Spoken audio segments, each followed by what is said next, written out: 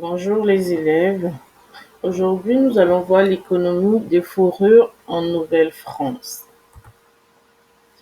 Les premiers contacts entre Européens et autochtones mènent rapidement à la mise sur pied d'un système d'échange pour favoriser le commerce de fourrures, une ressource très prisée en Europe. Ce commerce demeurera tout au long du régime français la principale activité économique en Nouvelle-France.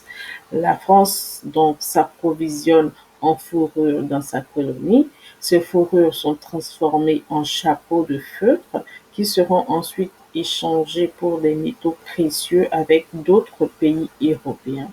Ainsi, la métropole s'enrichit aux dépens de sa colonie. L'économie en Nouvelle-France est uniquement basée sur l'exploitation des ressources naturelles qui exigent peu de main-d'œuvre spécialisée. La fourrure alors crée peu d'emplois secondaires car sa transformation se fait uniquement en France. Transformation et production de chapeaux se fait uniquement en France. Le castor demeure le produit moteur le plus recherché dans la colonie française. À cette époque, la Nouvelle-France est dirigée comme un commerce bien plus que comme une colonie. Presque personne n'y établit sa demeure permanente. Il n'y a presque pas d'autorité sur place, seulement quelques seigneurs. Pour exploiter de manière plus importante les fourrures, la France se voit donc obligée de s'établir sur le territoire. Ceci amène à convaincre la métropole française de fonder une colonie. Les compagnies obtiennent ainsi des contrats pour exploiter les ressources naturelles de la colonie. Les fourrures représentent alors le principal produit d'exportation du début de la colonie. Son importance se maintient dans les échanges avec la France jusqu'au milieu du XVIIIe siècle. Les autochtones sont des acteurs essentiels dans le commerce de fourrures. En effet, contrairement aux Français, ils ont une excellente connaissance du territoire et de ses ressources. Alors, comment se faisait le système d'échange?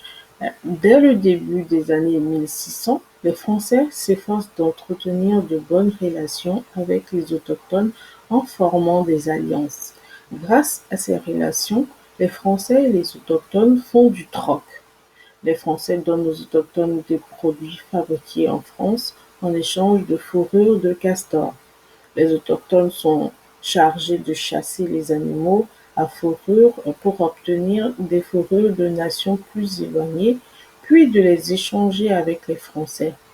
Ces échanges se font dans des postes de traite, généralement construits près des cours d'eau, principale voie de transport de l'époque.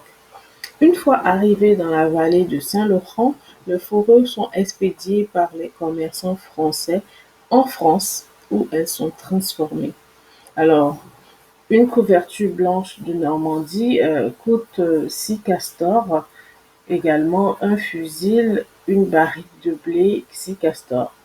Ainsi de suite, c'est comme ça les échanges se faisaient entre autochtones et français. Alors, parmi les produits les plus convoités par les autochtones, les objets de métal occupent une place importante. Des marmites, des couteaux, des haches. Ils apprécient aussi les vêtements de laine européens parce qu'ils offrent plus d'avantages que le cuir. Ils protègent du froid et ils sèchent mieux après la pluie.